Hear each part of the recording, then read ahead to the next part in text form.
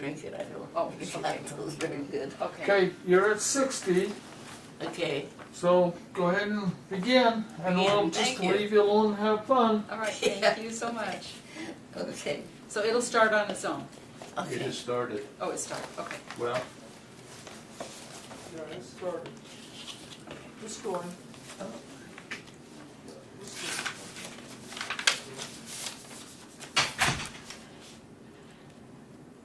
This is a part of my life at Brighton, where we lived year-round for 14 or 15 years.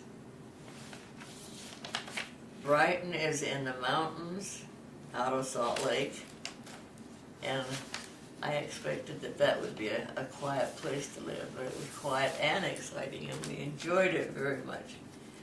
The first 2 years were hard because we didn't have our cabin finished, but we got it finished, and after that, people were special. The people up there consider Brighton the Lord's footstep still, and that was so that he might come and visit and rest. He was always there, according to them. It was the people and the leaders up there were very, very nice to have to be a part of, and they called him to be the presiding bishop. No, have to make a correction there, but he was the general, the authority to represent up there at Brighton while we were there during that time. We arrived in Brighton right after our mission to Portugal and Cabo Verde Islands.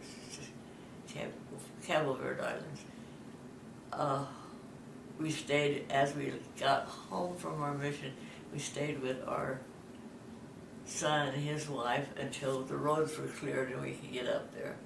When we got up there, it was a cold, cold place.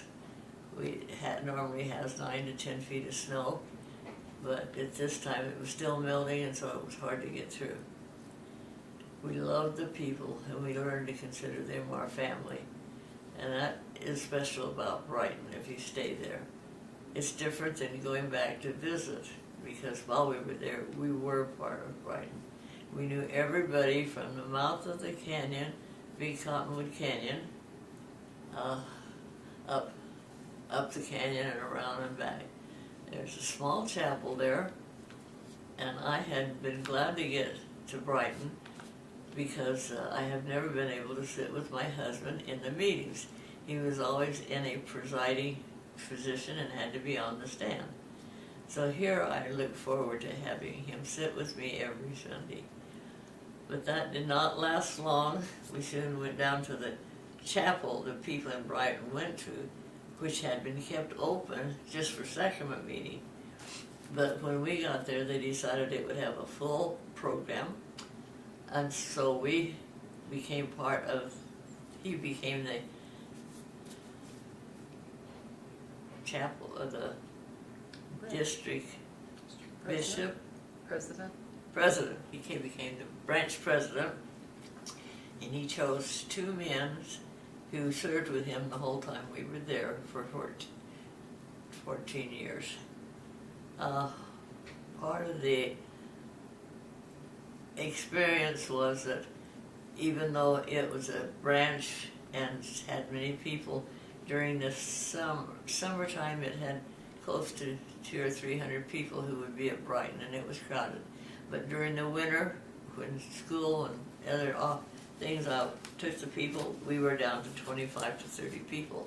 So we really became close, and one Sunday when everything was closed, only one person showed up.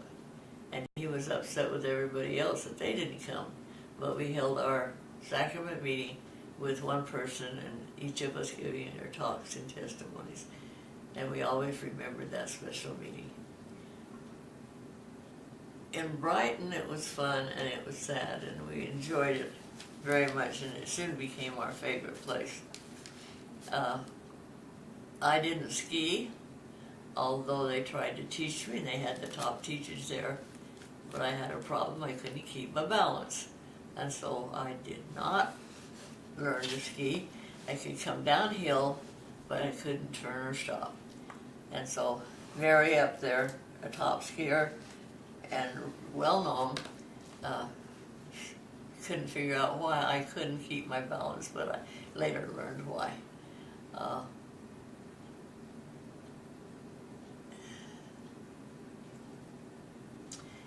We had snowshoes, and when it was good weather, we could go out and snowshoe to the different places around the mountainside. And one time we were back in the woods more than we were out on the groomed slope. And he was in front leading, I was following him, but he was going ahead with his, for me to follow.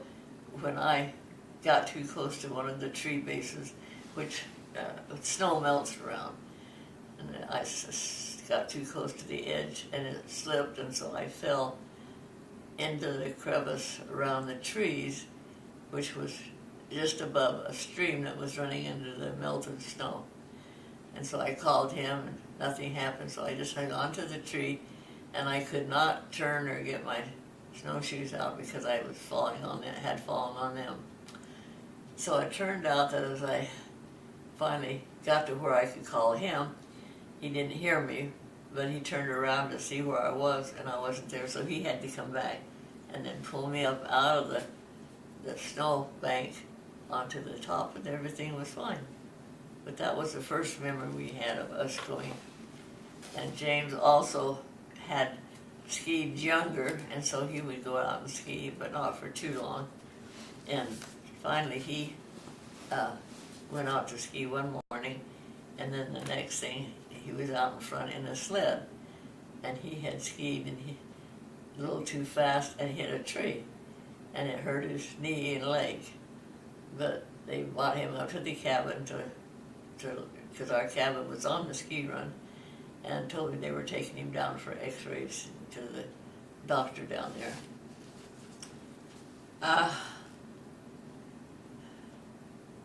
They pulled him in and then took him down to the clinic, and if you're injured and in a sled type, then you slide through the window at the clinic onto a table.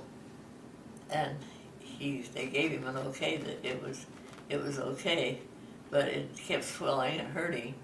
And so then a nurse came by to check him, and she said something was wrong. And so they x-rayed it again, and there was a crack in his leg.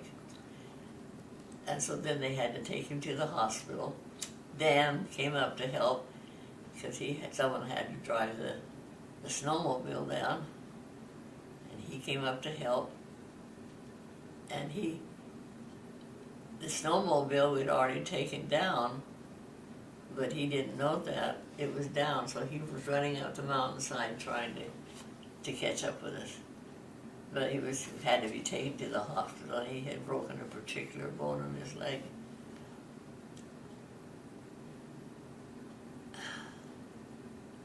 At the hospital, we knew some of the nurses, and so they gave us special attention and made me a bed there so I didn't have to go home. Another time, we had a couple of people stop by in their Sunday dress, and when they came by, I did not recognize them. And one was Dr. down the hill, and he had his snowshoes, his snowboard, and I just didn't recognize him. Where are my notes? But we enjoyed Brighton, and we learned to love the people up there, and they were very concerned about us. We took many pictures, and our grandchildren loved it, but our own children were not as eager to be out skiing as we thought they would be.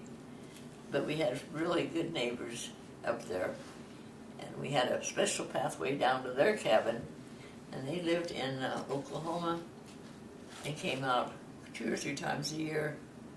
And Erna was so friendly that we enjoyed it very much, and we enjoyed the animals.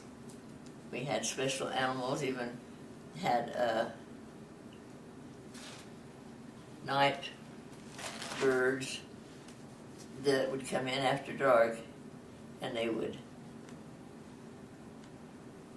feed on our feeders. We had a bird-proof feeder for the squirrels, and the squirrels would get inside of the feeder some way. So we hadn't been there but just a month or so when they called him to be a branch president. And so that ended him sitting beside me for most of the time, for all the years we were there. But we enjoyed it, and I had the opportunity to always ring the bell Sunday mornings, and I taught primary, led the music, and taught Relief Society sometimes. And always during the winter when there was not too many there and you never could count on anyone. Quite a long time ago it seems. I went and took ski classes down at Solitude, Solitude. And that, they left me on the ski run to find my way down in hopes that that would help me to do better, but it didn't. It took me, I almost walked down the ski run. We changed the cabin from white, from brown to white, and then back again. After we got it painted at one color, I didn't like that either. So, and we had to snowmobile, ride a snowmobile to church and park it in the snow, and then go back up the trail, the skiers' trail. So we tried to do that at times when we could see there weren't many on the run. We became involved in girls' camp, and he was called as a branch president, representative. The neighbors had a yellow sled, and we also had toboggans that would go in and out. But they had the yellow sled, and they never did anything with it. But when they left, then they gave us the sled, and I wanted to paint it red, like for Christmas. At Halloween, we had a flagpole, and we put a whole flagpole of pumpkins.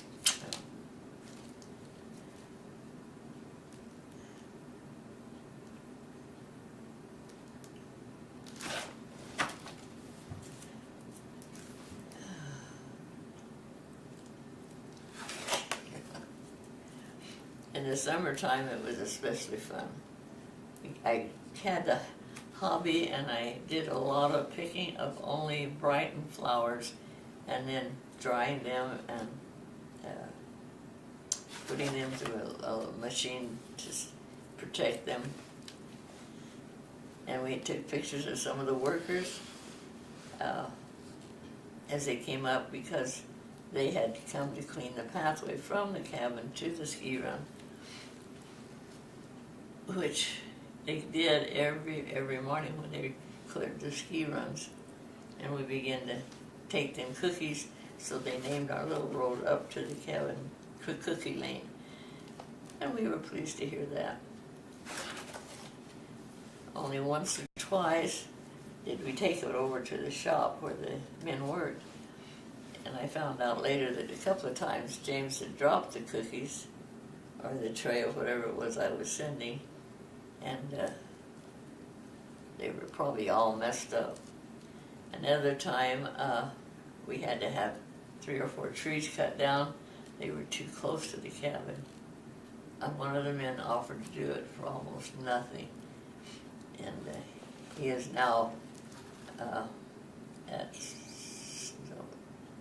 one of the other ski places, the Avalanche leader. And at that time he was not married, but he later married our granddaughter up there at Solitude.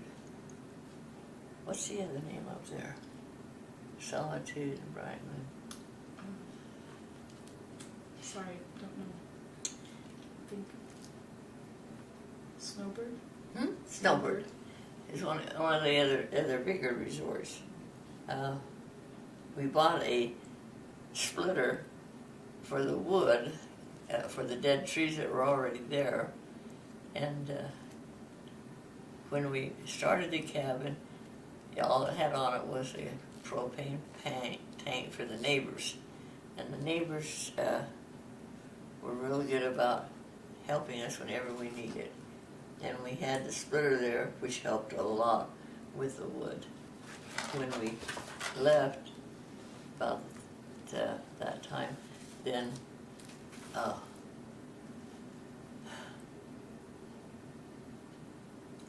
doing this again.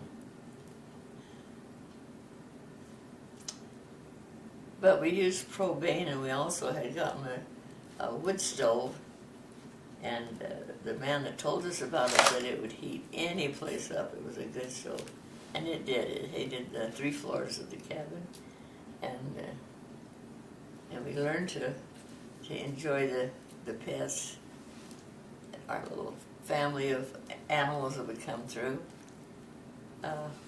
We had one moose that had come through, and then finally came back one day, and we had built a little fish pond out and back, and they would come through and get a drink of water, and then we put a salt block out. And so the salt block was what they came for. One day the little moose came back, and she had 2 small mooses with her, baby mooses, and they would come and get the water and the salt. And then this one day we could hear the crying of one of the moose, and she had come with the 2 twin mooses, and was standing there and feeding them and drinking the water, and then they would go over and lick the salt. Then another time they did that for a while, and then finally she came back with her moose, but she only came with one, and that's not unusual, but we could hear the other one coming, and it was crying, and so we waited, and we could sit right there and watch them, and she wouldn't let the second little moose nurse from her. She kept backing away from it, and the little moose looked so weak, and the first baby moose would go over and try and do something to the one that had come in late, and then we realized that she had only enough milk for one, and she was trying to get rid of the other one, and the little moose would cry, and this one day he was crying, and the mother moose walked off with the one moose and started up a pathway, and we watched him, and the poor little guy could not hardly walk. He was so wobbly, but he got up to the top of the ridge, and then they just crying stopped. And so the next day James went out and found the little moose had died as he got to the top of the canyon, but the mother moose could not handle 2, so she chose a more healthy one. But we can always remember his crying and how sad it was that we couldn't help at all. They had a lovely chapel at Brighton, and it was small, and it would hold everybody that would come by and stop for Sunday services. But in the winter, did I already say that? I think so. But in the winter time, there was only 25 or 30 of us that were there, and the moose would come up to the rail and just look at us. But you knew enough not to touch or go any further because they are very quick to charge. So we would stay still or go back in the chapel. And sometimes the chapel would empty because everybody was out on the rail looking at the moose. but they never hurt anybody. Although one of the men wrote about the bombing of Brighton, and in that it was for the moose that had gathered in the parking lot. At one time we had 9 adult moose in the front of our place, and out in the pasture that was in front. They would eat the flowers, and so when it was really full of flowers, then we could have the moose come out there and eat them all out. I can't see that clock, so You've got 40 minutes. left? No, we're going back here. The snowmobile, we started out with one that Mark got us from Denver, Colorado.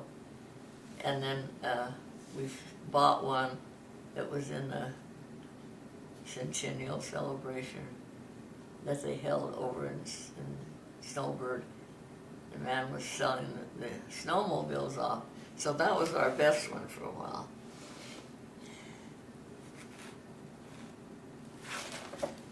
And then somehow we had another.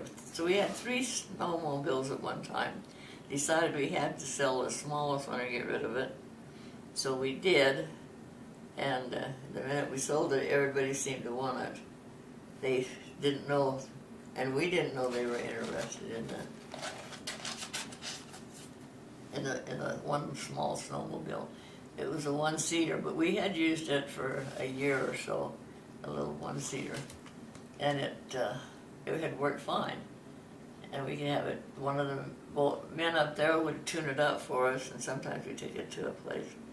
Our primary was made up of 2 girls, and when we had visitors come, then sometimes in the summer it would go up to 300 people.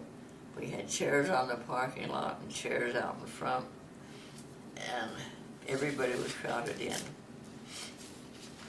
One of the men that had a cabin up there also had a choir. His ward had a choir, and they sang the Messiah. They came up to sing for the Messiah, and it was really special.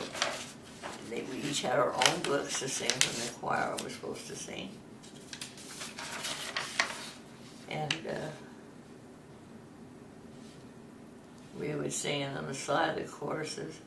And this was in December of '95. We had, we'll have to put in the names later because I can't remember offhand.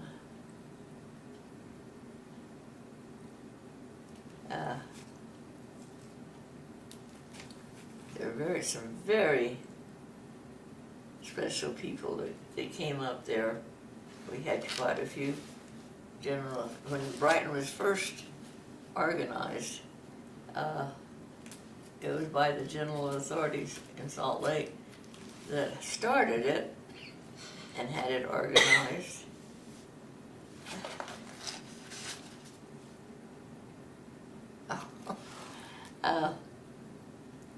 What was I talking about?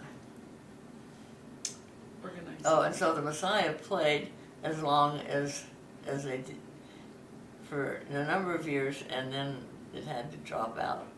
They were asked to sing at other parts. We also had a downhill dummy race, and that was anybody could put a sled in and whatever they wanted it and come down the hill, and it would crash at the bottom. It would slide like, but no people were on it. It was just whatever anybody wanted to build the snow sleds on. And we had a doctor up there, and they had their sled, and Bonnie had filled it full of beer for those that wanted it, and they were not members, but they were very good with everybody. But they put their sled down the hill, and everybody just watched until it crashed and threw cans of beer all over. And then there was a scramble. For the downhill dummy race, we lined up on one side, and then closed, it was after the hours for the others to be there, but we closed it up and had one line totally down, and people would stay for that. And then it kind of went to an end to have all the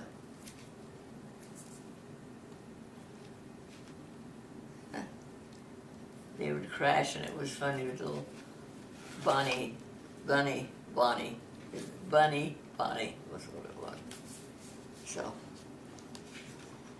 our grandchildren enjoyed, yeah, some of them were cars, some of them were houses, some of them were animals, but it was a fun thing to come out and watch.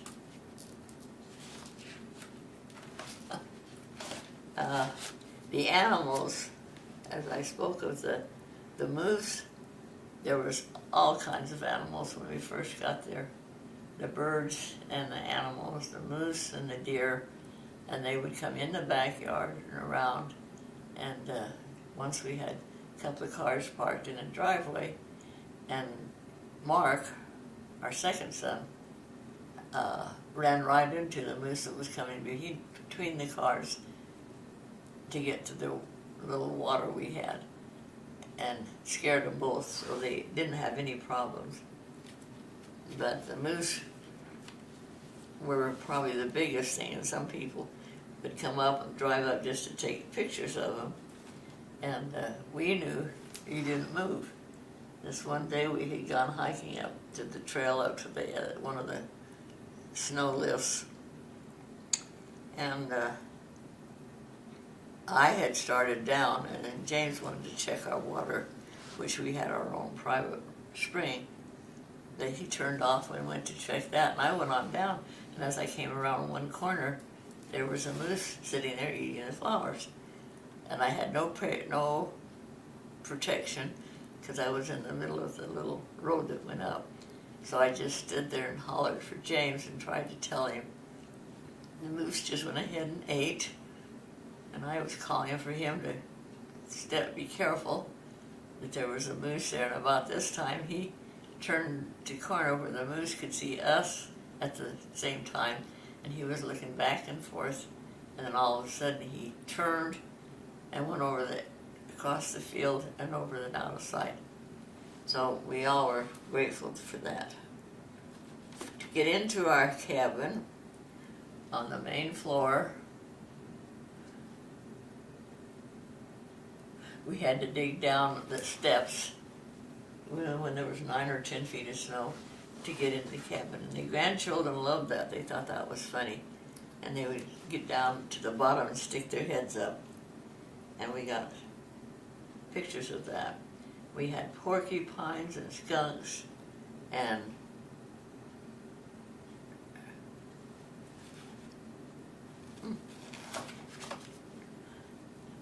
birds, night squirrels that got into our squirrel-proof houses that we bought. We also had night squirrels that came in, and there was a container that was full the next morning of night squirrels that were inside eating the nuts until we came. The squirrels got to where, when we had a friend from Japan come and visit, the young man would not leave until the hummingbirds sat on his finger. And we told him they did that, but with new people we didn't know. And so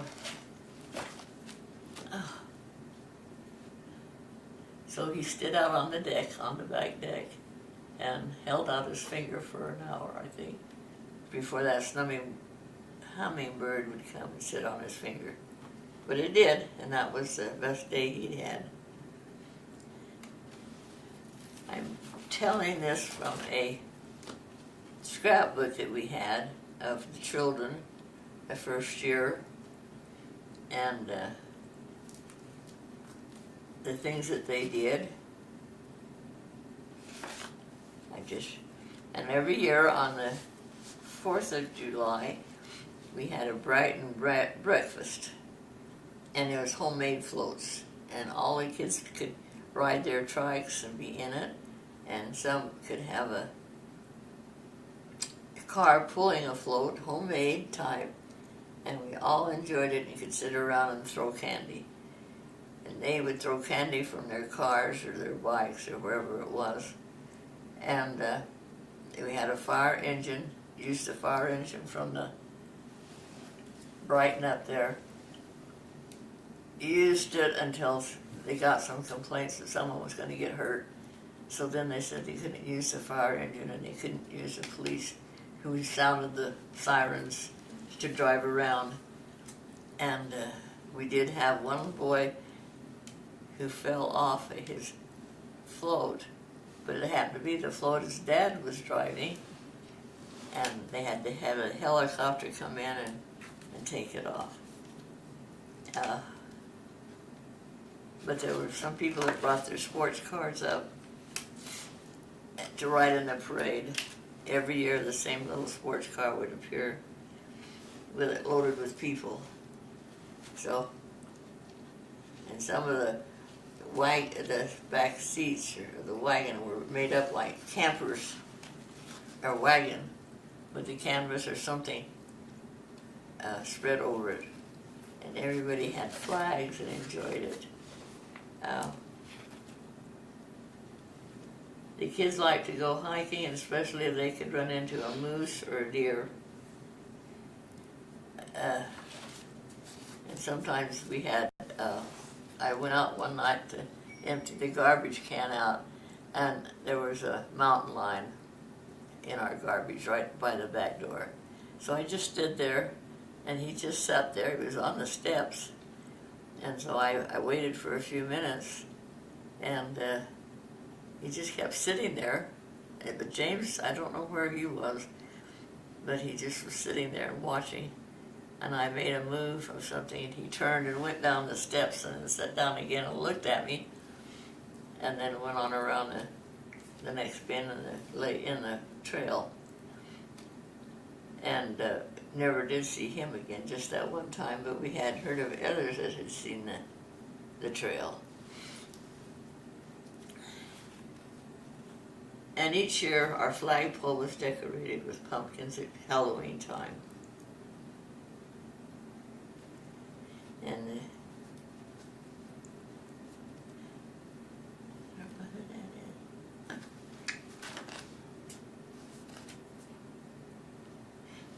when we had home teachers, and James would go down in our sled and bring them up for home teaching. And they thought that was really terrific. They could ride up to home teach. And we enjoyed having them come. We always had hot chocolate and pork and beans for anybody who came in. And one time the missionaries came up and we offered them hot chocolate, and they had, every place they had gone had offered them hot chocolate, so they didn't want any. So. And we pulled for the first couple of years, we pulled everything up on a sled by hand, and then we finally got a snowmobile where there were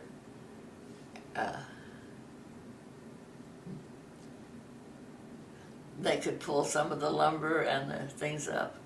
But most everything that we used, we tried to get so it wouldn't cost us, because we were just building a small cabin for summer.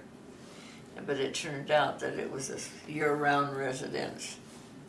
And they groomed our driveway up to the deck, out to the ski run, so that we never had to plow that far, or to shovel that much. We had to mark our flagpole because the snowboarders would hit it and break it off. And the pole was put in a rock that they had used down in the parking lot to blast, and so there was a hole there, and we put the flagpole in that. So it didn't move, but it broke off all the time because they weren't paying attention to it. But the flag on it, we knew they saw it. Oh, there's the 3 snowmobiles, huh? And we first painted it brown and then painted it white, and I didn't like the white, so next time Randy came up, who runs the thing, was sure that we had a white cabin, but it was brown this time. And we kept it brown the rest of the time.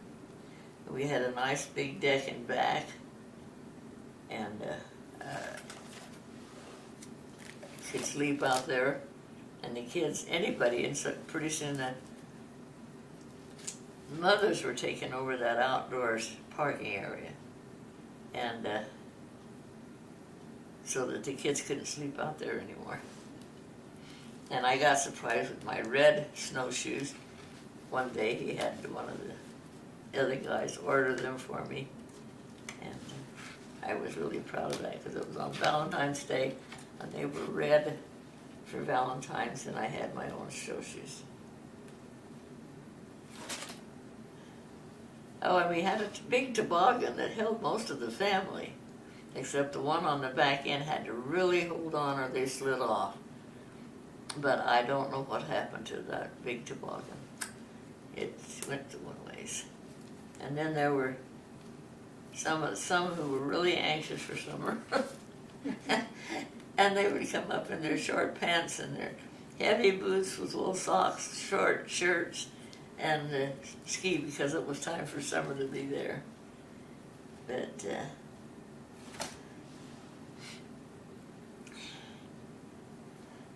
and I had my own skis, but with all the help I had, I could not keep a balance. James, that's white.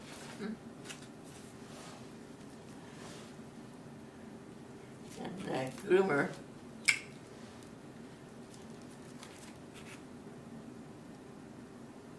quite a few pictures of the downhill dummy race, they called it, because we were so dumb to start it even, I guess. But it was going. It hasn't been there the last couple of years we were there. And sometimes outside of our front window, which showed the downhill dummy race, and it showed the showing air on their skis. And it always bothered me that my grandchildren, we could see them go up, but then the trees covered them coming down, and they never knew whether everything was all right until they came in. We could see someone made a downhill dummy on a snowmobile. So it was special, and the people, oh, terrific people.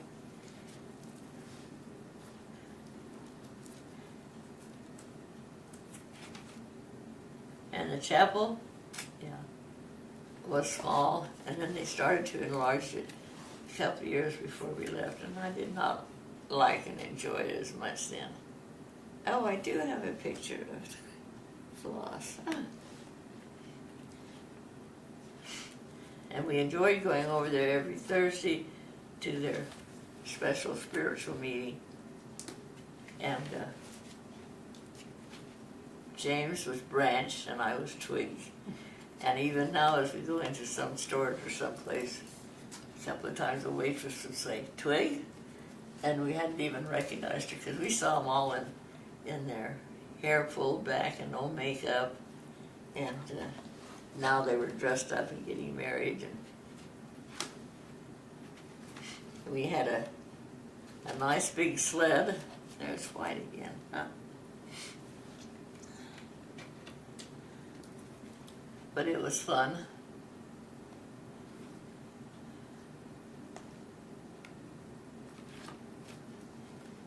And we were blessed that James was the only accident up there. But because of illness, I was taken out by the helicopter, the ambulance, and a truck. And I decided I didn't enjoy that very much at all.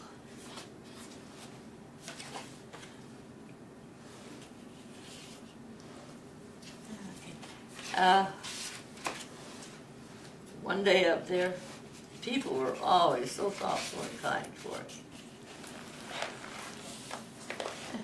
But one day, I'd had problems with my chest hurting, but they diagnosed it as something else because I had such a good heart. But when they finally when it started hurting, James was in a meeting, and I was waiting for him to finish. I went in, told someone to go in and tell him to come. I needed to go home right now, and he didn't. So I said him a second time. He didn't. Third time, I went and I told him I have to go. I'm in really bad pain. And so they came out, and we had driven our truck from the snowmobile over to the church. So I had to get in the truck, and I could not climb up that step of the truck, and everybody was laughing because I do it all the time. So, but this time I couldn't get into the truck, and they tried to boost me in, and I finally got in. They took me over to the snowmobile, and they had to help me get on the snowmobile. And James, this time I was sitting in front because I was kind of doubled over, and he was sitting in the back seat. It was a two-seater passenger snowmobile. By now, we had gotten that. And I got up, we rode the snowmobile up, and I kept saying, it's not going away, it's getting worse, maybe a shower will help. So I stripped down really quick, got in the shower. That didn't help. So James wanted to call Wiki. Wanted to call him to come and help. Wanted to take me down. I said, only if Wiki is down at the clinic. I don't want to go down there if somebody knew. But he was down there, so they took me down in the snowmobile sled, and put me through the window. And they asked if I had taken nitro, and I said no, I didn't even remember, because that's what the heart was for. And so the ambulance was already there, I think, what you call them, and they took me to the hospital, or put me in this ambulance, and made me talk all the way there, and they decided that I was not going to live to get up to the LDS hospital, so I'd have to go to a closer one. We got to there, and they were surprised I'd made it to there. But when we got there, they don't do open heart surgery. So James had come down in the truck to get me at LDS hospital, and he passed us, as we went to LDS, he passed us going to the convent. And finally he got up there, and they wanted to know what my problem was, and I said, we'll just find out, but no cutting. You can't do any cutting. And so they said, all right. And that's really the last clear thing I remember. I remember getting up to LDS hospital, and still I was insisting that it would go away.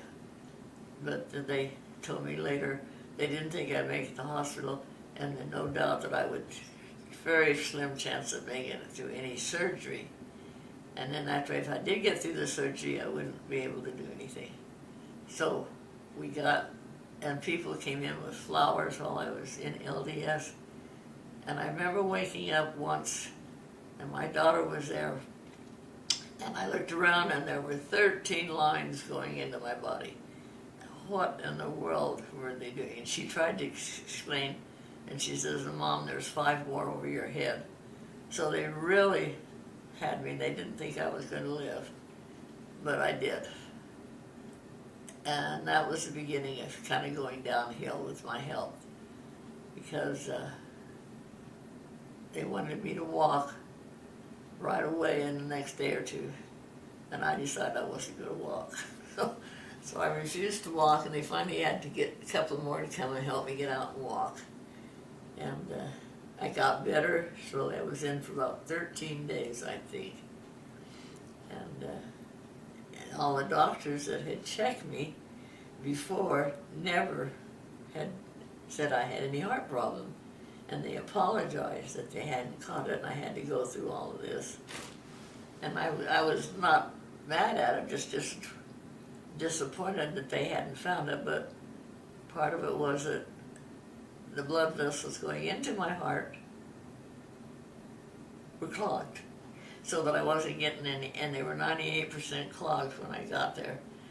And when they finally opened them all up, they had to go through my leg. It had 80-something stitches in it, I believe, 75 or 80. because they couldn't find a good cord, good blood thing to replace the cord. And so, but it was just real nice. The people up there came up, and I was glad to get home. And when James came to pick me up to go home, well, before that, I'd had another surgery, and they took me to the hospital, and it was an emergency. And they said, well, it'd have to be done right now, but did I want a blessing? One of the general authorities was there giving blessings, and I says, no, my husband will be here, and he can do it. And well, no, this is a general authority, and I says, no, my husband has the same priesthood and the same blessing. I'll wait for him. And so finally he came and gave me a blessing. And when they took me into the operating room, I got time for all this. 15 minutes. Took me into the operating room, then I was aware that there were somebody, spiritual people, checking all the instruments and checking all the tools that they were going to use, and agreeing and being right there, right close around me. And so I went through that and came out. And then apparently as I came out, they were still there, these figures, and they were still around me. And one of them said, she's all right, she'll be okay. And then they left, and when they left, I didn't want them to leave, I wanted them to stay, so I started crying. And they thought I was crying for the pain or the recovery I was going through, but it wasn't. They didn't, and I continued, and everything was all right after that surgery.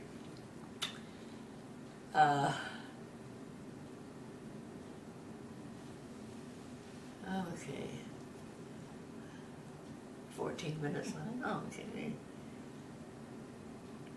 Oh, while I was sick, then our cabin was halfway up the mountain trail thing there on the Snake Creek.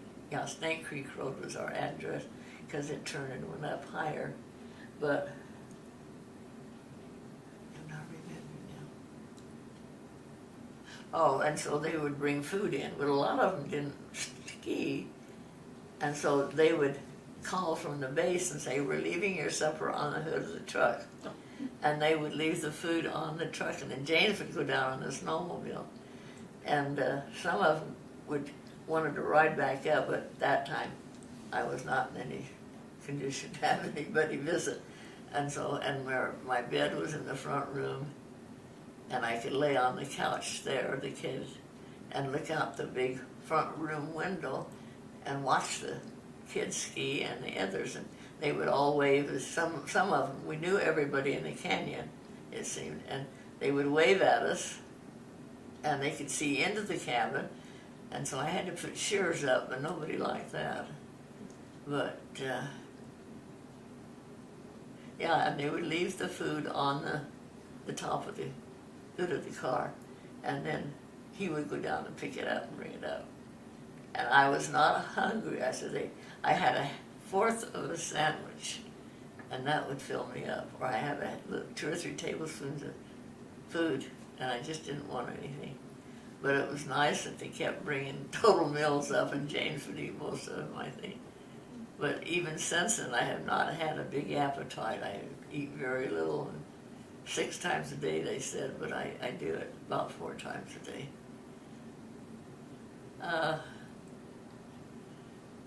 We had in our primary, I taught primary for a while at Brighton. First I would lead the music in sacrament meeting and then go and teach the primary.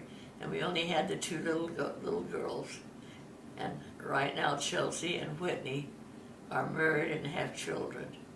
Dallas, he was their boy of Jolene and Don. But dancing again. Dawn was totally inactive, and Jolene was very active, and every Sunday she was there.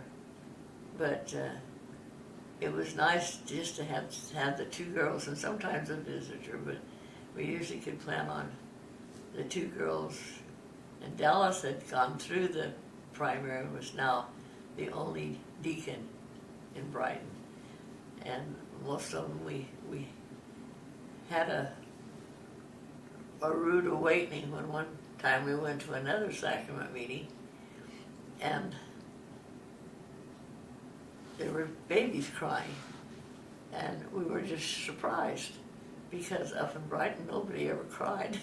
There weren't any babies, but gradually that changed. So we had this, the two girls would bring their knitting and knit during sacrament meeting, and then they could listen and knit. So nobody said anything. Some of the visitors were real surprised, but I always had my winter shoes on, and we knew there were visitors when they came in their street shoes down here in the valley, but I can't remember what we called them right now. But not galoshes, it was, but they were a high top boot laced up, and we could walk through the water and the snow and not have any problem. But we could not wear dress shoes, because even if you parked in the parking lot and came in, then you couldn't wear dress shoes because it was too much snow. We could get a foot of snow, but most of the time they had the parking lot cleared, and the church only had a small parking lot, but they let everybody park there, and sometimes they had to walk quite a distance to park their car and then come back to church. And we had the parkers that parked the cars. Some of them were LDS and they wanted to come to church, and so we said we'd rather have you in church and then not. So they would come in and park their snowboards or their whatever they had ridden over in, and park it inside, because we couldn't leave it laying outside.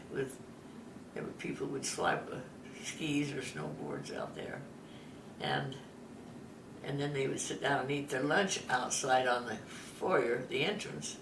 They would take that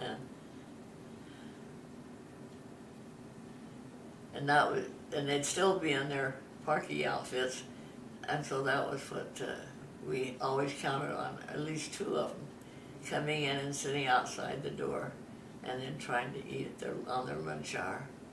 And then pretty soon it was well known that they were doing that, and nobody even bothered them. Some people were new, but I rang the bell at 10 minutes, quarter or 15 or 20 minutes, for sacrament to start, and we had some complaints about waking people up early in the morning at 9:45, because it was starting at 9, and it was later on when we became a full branch that it started at 10.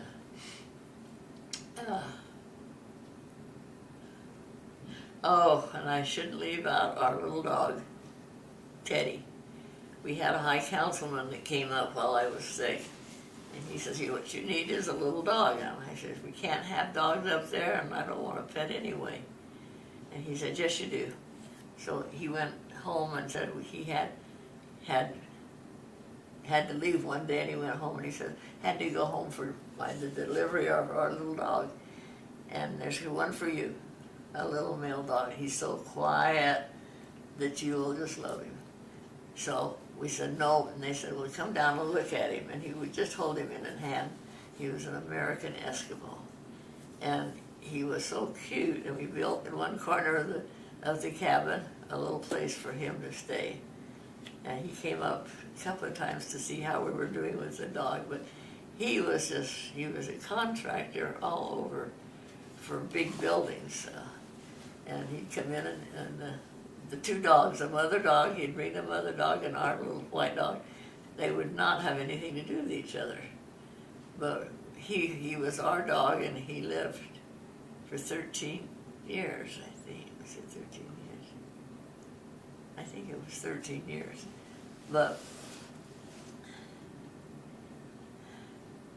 And he was quite small. He got bigger than we thought he should, but he was still just a miniature American Eskimo. And he was barked all the time, We never could break him in barking all the time. And so the sheriff that checked it around all the time, he knew he had a dog up there, and it was pinned and everything. Had to have a license with a deposit. We had to get that. We never did get our deposit back. But the little dog would just bark at everybody, and especially if he got out. And once in a while he did get out, and he'd get out and lay in the snow. And then he couldn't see because he was white. And then he would dart out at the snowboarders as they came by. And one day we could not catch him. We just tried and tried. So finally the guys that were snowboarding and skiing got a big circle around him, and he went right through their legs. But we finally caught him and put him back in the house on a leash. But the sheriff had told us that we were not to lose that little dog in the wintertime. They could never find him. So everybody knew about it, and any time we stopped to talk to the sheriff or the patrolman or policeman, then the dog would not shut up. He barked all the time out the window. So it got to be where we would get out the window, we would get out of the car to talk to the policeman, because the dog wouldn't shut up. But he never got lost. He would go run clear down to the snowboard building and then turn around and come back. And that was his exercise. And all the time someone was chasing him. But they knew he was there, and we never took him on walks with us. He was kept in a pen. And this one day I heard the dog just tearing out there. So I went to look, and we had a fence around the pen where the dog stayed. But there had been a couple of snowboarders or skiers, I don't remember which had cut through our back place, and then it was a ditch or a place had been shoveled for the dog, and they just crashed right there. And the dog was just scaring them to death. He wasn't going to do anything, he was just scaring them off. And they were so nice, they apologized. They didn't know that this wasn't a ski run right behind our place, but they got up and went off. Nobody was hurt. They weren't hurt when they hit the snow. And but when we were just before we left Brighton, we had the little dog, and we're talking to 2 or 3 other groomers and the other people that knew, and he bit one of them on the leg. And he says, I know he's had his shots, so it's okay. And so we let the little man, didn't have to take him in, but one night he was out in the backyard after we came up to South Jordan, and he went around, and my little grandson was teasing him, and as he stuck his finger out, I put my hand down to stop him, so he bit me on the hand. And by the next time we were at dinner with some of our kids, my hand had swollen up quite a bit. And so my daughter took me, put her in her car, and took me to the doctors. Oh, we're about to. Okay. And I had to have a shot for dog lice or whatever it is. And this is September 23rd, South Jordan, Utah, and we're out at the Jordan River Family History Center. Library, out at the Jordan River Library, and it is 11 o'clock in the morning, 10 in the morning, and this is the first time that we have tried this, but it is about the only thing I have recorded in writing, because I'm having difficulty writing, and so it's an answer to our prayers. Hope it's understandable. Thank you. Well, now that was easy. I thought to talk longer than I thought. Yeah, that's That's great. yours. I found mine in It's the just, briefcase. yeah. I won't have to bring this again because I think I've got everything.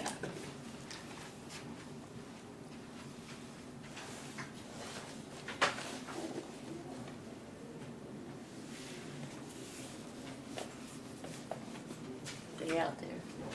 It's still got another just a couple of seconds on it.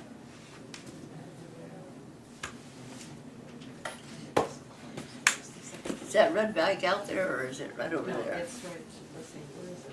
It's right here on the seat. Okay, just a second, let me Okay. get them.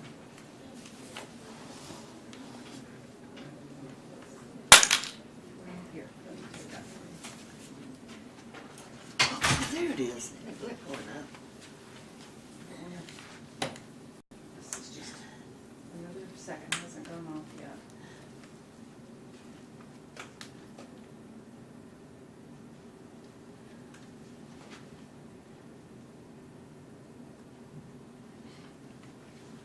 Now,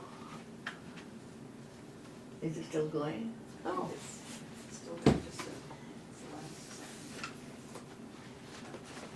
well, second. oh, I didn't put that in. I have to put that in next time. That was my hobby of putting those